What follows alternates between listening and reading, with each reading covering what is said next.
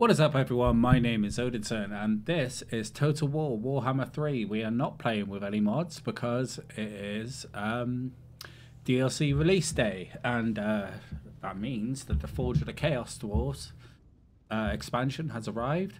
All of the usual mods, well, the usual overhaul mod that I use is being updated as we speak, and it's going to take some time because apparently they've changed a lot of things within this update. It's broken pretty much every mod that's out there. Okay, so we are going to start. We're going to do Immortal Empires campaigns. We're also going to, whilst we do alongside these, we're going to look at these Mirror of Madness things. So like the Trials of Fate looks interesting to me. We're going to play some of these where it's just like a survive as long as you can type deal. So we're going to see what that's all about. And then the Infinite Portals, interesting, use countless combinations, customizable battle setup to manipulate the laws of reality and create entirely unique battle experiences. Not so interested in that, but we'll have a look anyway. But definitely this survival thing definitely looks interesting. But anyway, we are going to start new. We're going to hit Immortal Empires. Our battle settings are already done. Going to Chaos Dwarves, and this is going to be episode 1 of Ostrogoth. And we're going to jump into this Immortal Empires campaign. Right, so I know very little about this. I do understand some of the systems. I looked it up today as I was downloading the update and stuff. And there's 3 basic systems from what I can tell of what you need to maintain within your empire. And when you occupy settlements, you can go one of 2 ways. Not too dissimilar to Scarbrand. He's got the 2 different main building things, like the portal and the other one. This one you can either go factory or you can go like a mine sort of thing. So yeah, that's it. But you need both, and I'll sort of try and explain it as best I know so far, which is very skimmed over the surface.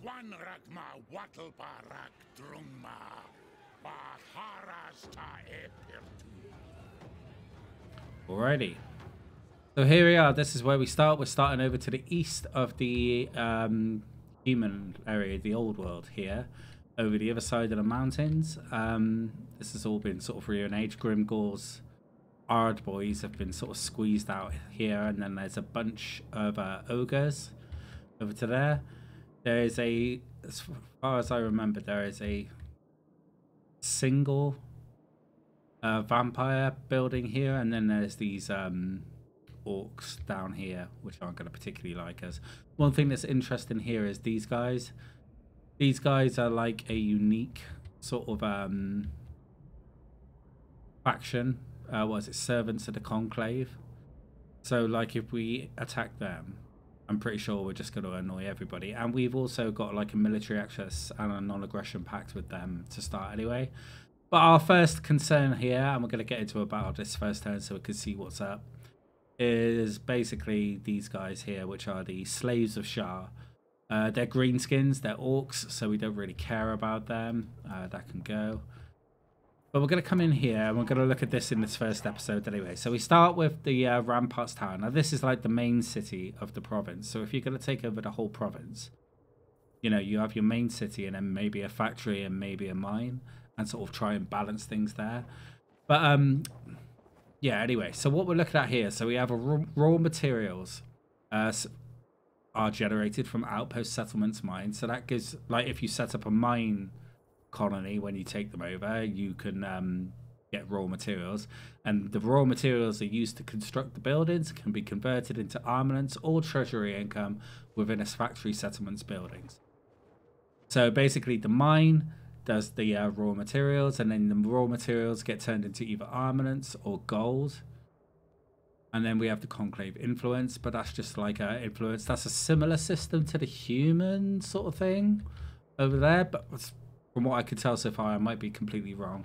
But another one to look at is the labor economy and everything, and we need to like keep an eye on our labor. So we've got 500 labor at the moment. Like if your labor drops below what you're actually using in labor, so like workload plus 100, you need to maintain this much labor in the province, so on. So that's using 100 labor right there. Percentage of your labourers lost each turn based on control levels. So we're going to lose control here. As we lose control, we're going to lose our labour workforce. So we need to keep that up, basically. It's all going to come down to control more than anything else, because here, the higher you go, the lower your control. Okay. 3% of labour loss per turn. So that's that. Generates 1,500. That's labour cost, conclave influence, and control. So we can give our control a boost, depending at the cost of labour if we need to at some point. All right. So this is like special building for the capital. Giant conveyor, income generated 500, raw materials 100, and armaments 10. So that gives us a baseline of all of this basically. Yeah, which is actually pretty good looking at it. Raw materials and armaments and income. Yeah, that's good. So we got to decide what we want to build here. Now this later one, tier 4, looks like, okay, unlocks Bull Centaur Torux.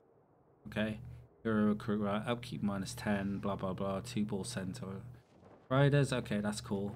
And what have we got here? Lava fields. So that gives us Bull Centaur Torux, so that's a hero. Great Taurus, which is a flying cavalry, and that is a monstrous beast cavalry there. And then here, causes terror, magical weapon negation. That's pretty cool. Alright.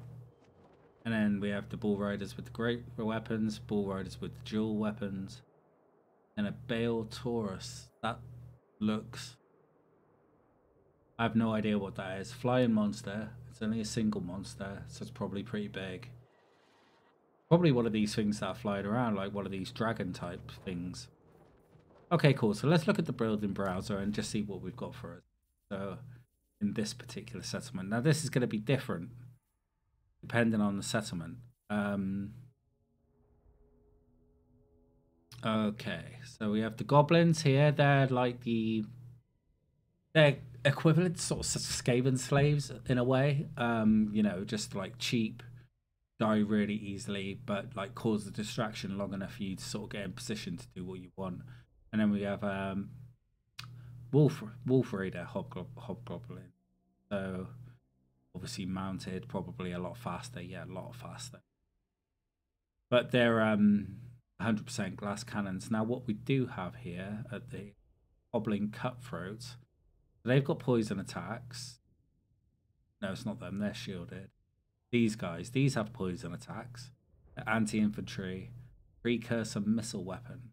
Okay, sneaky gits.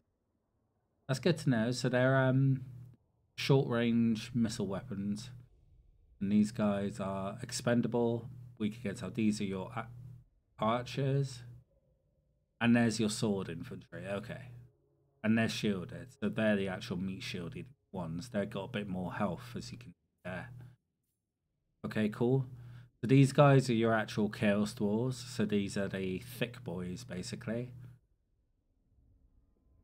Although the blunderbusters are a bit of a glass cannon. In fact, these like goblins have got more health. Hold on. The melee defense 28. Melee defense 34. Okay, so these have got better sort of defensive stats, but they don't have as much health. So that's interesting to know. And then we've got the great weapons. Infernal Guard, Contempt. Charge defense against large foes, armored and shielded. Yeah, they're tough. Look at the armor on them. 100 armor on them, 85 armor on them. And you see these guys are only at 25 armor. So although like these guys have more health, they've got much less armor. And then at the end we got these fire glaives, so missile infantry, hybrid missile infantry. So they can melee as well.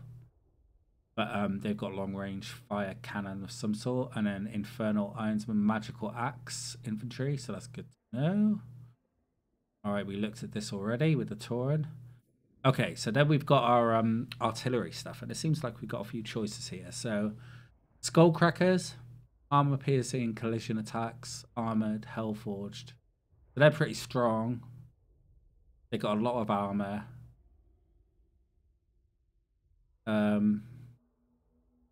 That's a war machine. That's not. Yeah, no, that's not like artillery. These guys are war machines as well. Medium range. Missile strength is strong. It's a single unit. Magma cannon. Flaming attacks.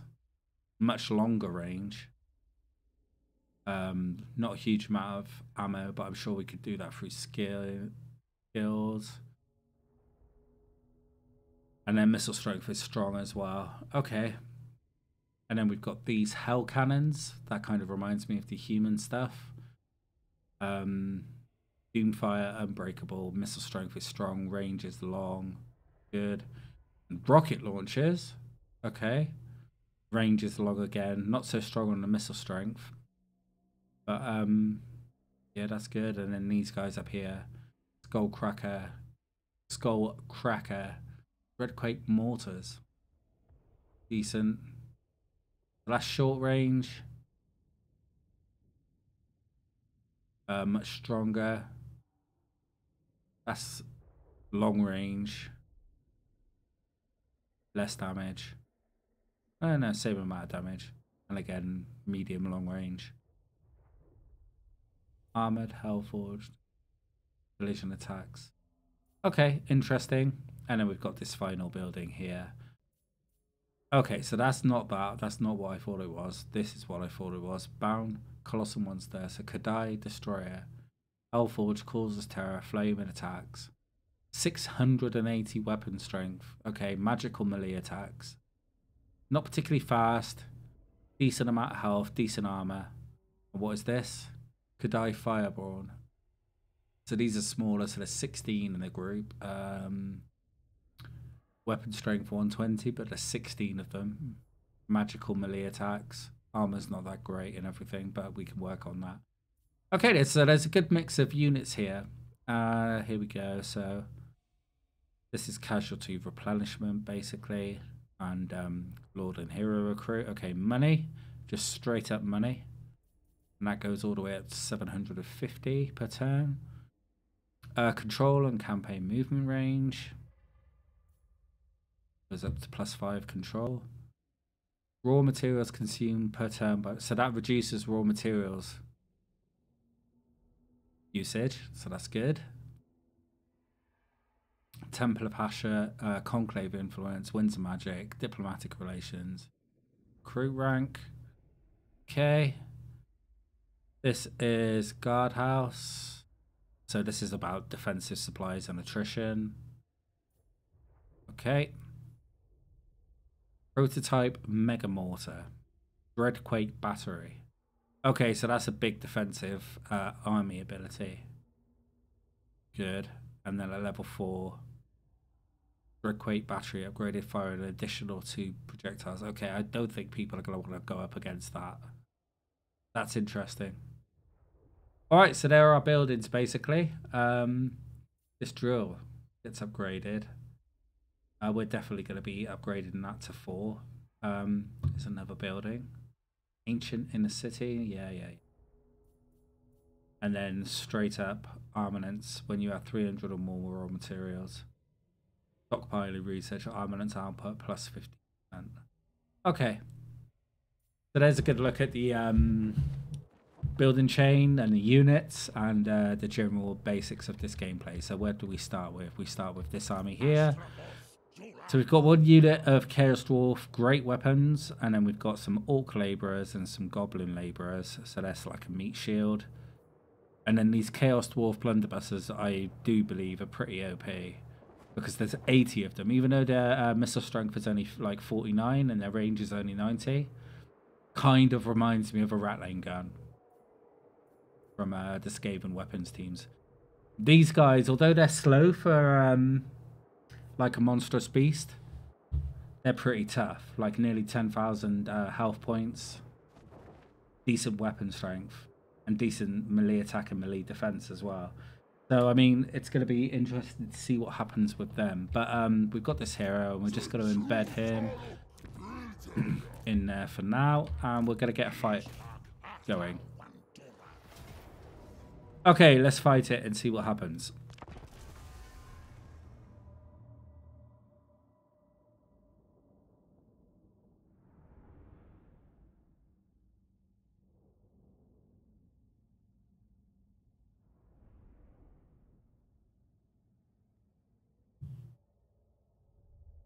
I'm really not worried about these goblins because these aren't the goblins that I want.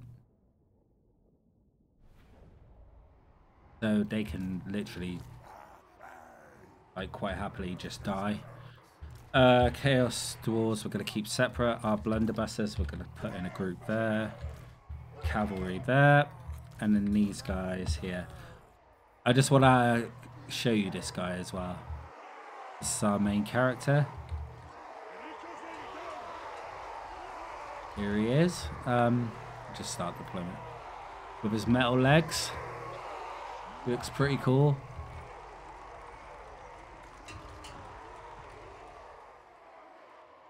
Alright, so there's our blunderbusters. That's what they look like. Pretty cool.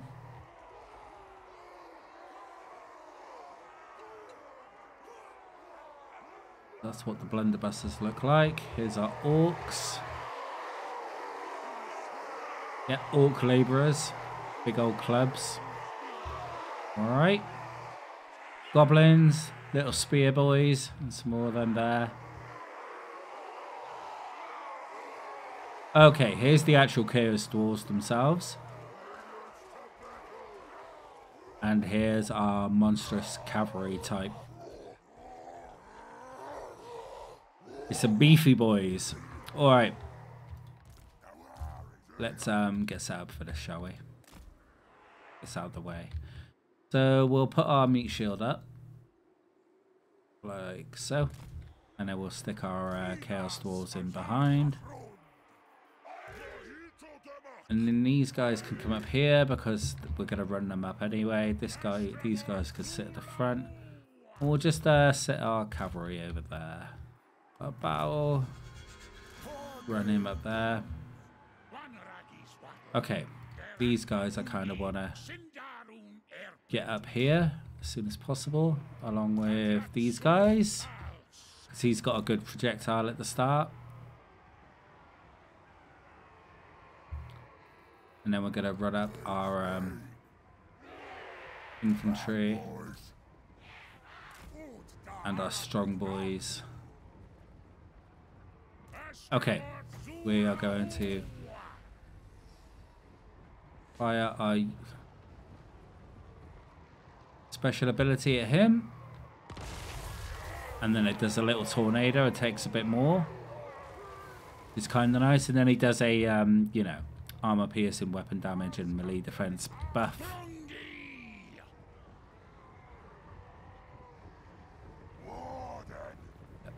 I just want these two sat up on this hill.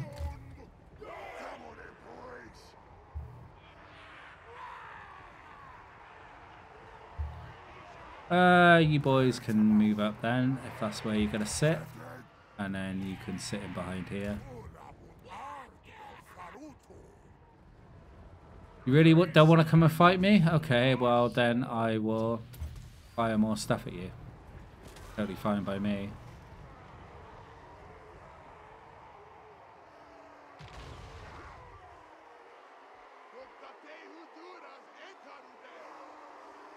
Right, what I might do... Yep, here we go. Nope, we're going to watch this. I just wanted to show you like how effective these damn things are. Look at that. And look, they're already... Why are you running, boys? Okay. So, we're going to drop him back there. We're going to send them in.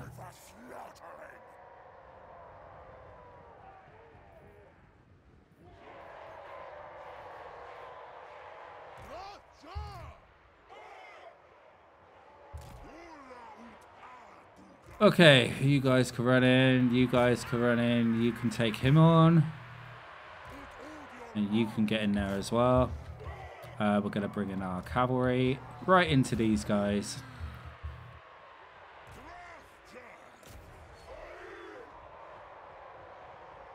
Alright, so their cavalry's already retreating, so what I want to do is bring these guys out here.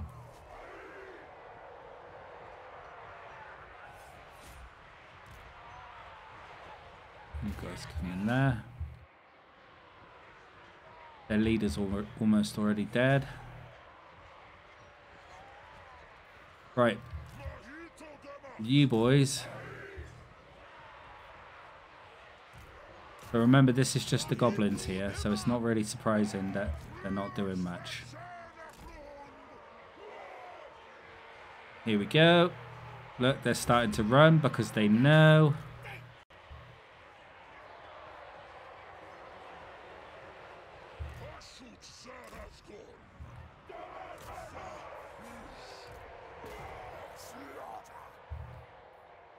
Okay. So he can get into them. In fact, both of them can get into them. Yep. All goblins are retreating, which is not really that surprising. Yeah, go on, you charge them, and then these guys will just, you know...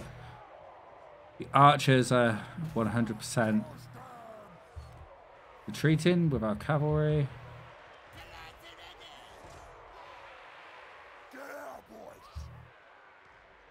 There we go.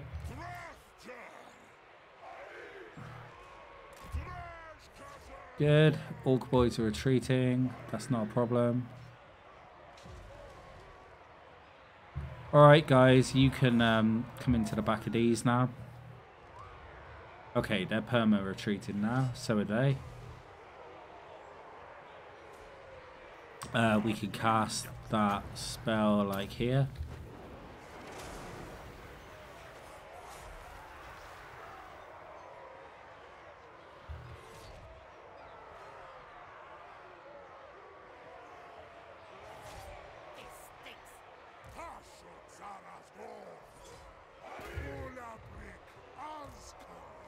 Get into them.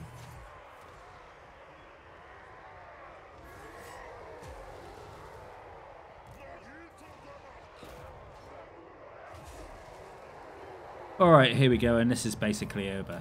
And there we go. Pretty simple. Probably took more casualties than I need to, because I just didn't know the nuances of those blunderbuss guys with the cavalry, but now we know. I'll run before the cavalry gets in range.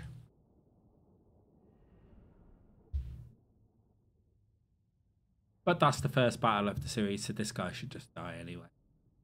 If I remember rightly. If not, we'll just go in and finish him off anyway.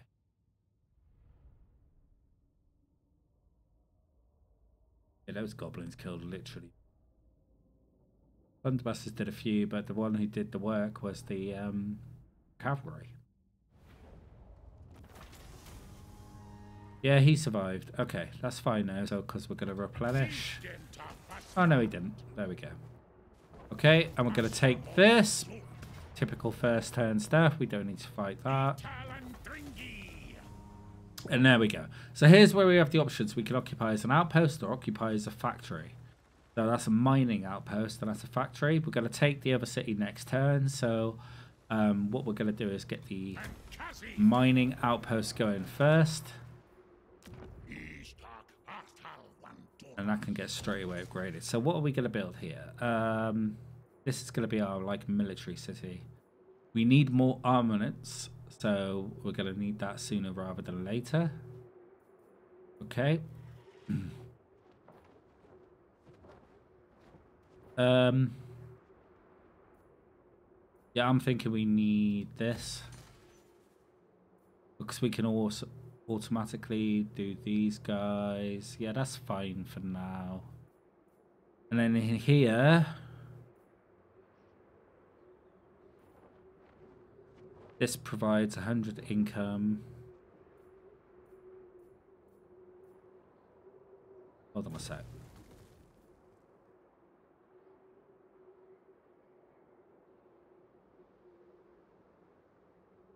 Okay.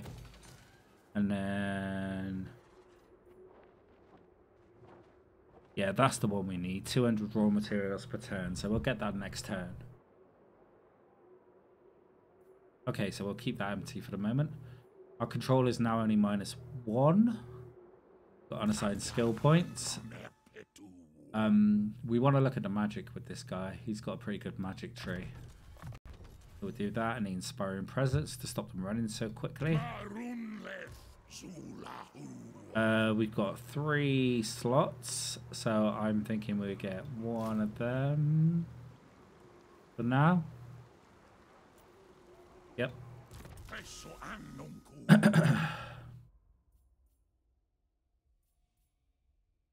Heroic killing blow. Okay, so I'm thinking, let's see, for control, I only have the 1 skill point. Okay, that's fine. All right, research available. So we've got 3 branches of research with these guys. So we've got military, sorcery, and an industry. Military is the obvious one that I would want to start with, but industry is also good. Labor gain post-battle, plus 5%, all armies. Income from trade trials, tradable resources. I mean, that... Live to work, work to live. Outpost settlement, production time -1. That's good too. Wagon engineering, obsidian and marble. Raw materials output plus 10%. That's okay. So we're gonna go with labor quotas, and then we'll look at military next time. All right. So that brings us to the end of the first turn. Fruiting. So let's end turn there. All right.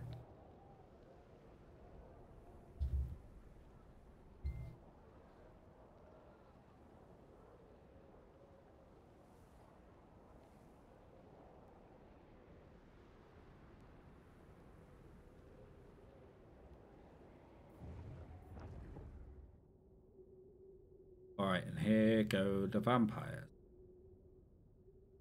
See what they're up to. Don't really want vampires around, to be honest. Okay, so first thing we want to do is definitely get that. We need more raw materials for sure. And then I think we can take this turn. Can we reach it? I think we can. Yeah. And that's a close victory, but it's fine. Okay. And this one we're going to do as a factory. Alright. Look at this. We're going to destroy that. Definitely don't need it. We'll have all our military stuff in the main city. We can do a bit more recruitment. And now we've got some more stuff to be able to recruit as well. So we're full on all of that. So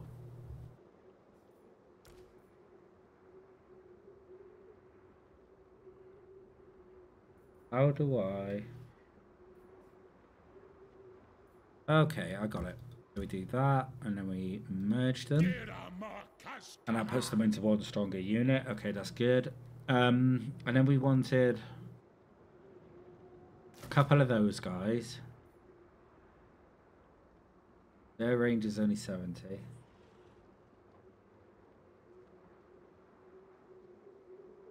Sorry, my Alexa's just spazzing out. And then probably let's have another archer in there just so we could fire over the front line. That's probably a good idea. Alright, and assign skill points. This passive ability, killing fire, it doesn't really say. Flame of Hashep kindles best in living flesh and always hungers. That's a passive. Okay. Kindle flame. 2 blazes together are stronger and hotter than 2 fire. The kindle flame intensifies. Okay. Cascaded fire cloak. A blazing aura surrounds the pyromancer's chosen ally, shielding them with protective flame and augmenting. Okay, an ash storm. Choking, scalding, blinding, superheated ash streams across the battlefield. That's probably quite good, and so is the old flaming sword of ruin. That's good as well. So you can give flaming attacks to whoever you want. But what I'm really interested in getting this flame storm, a vortex spell, looks really good. Dark sacrifice looks good too.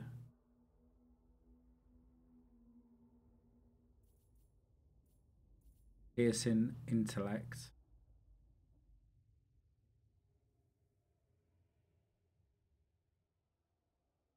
That reduces enemy win magic. Okay. Yeah, this looks good. I think I'm going to go for the Ash Storm. And then I think I'm going to get the good old Root Marcher. Bit more campaign movement range. Okay. And this guy's now got 2. So spread control. Training is fine. And then we'll go Survivalist. So he's a bit tougher. Okay. These are all healing up.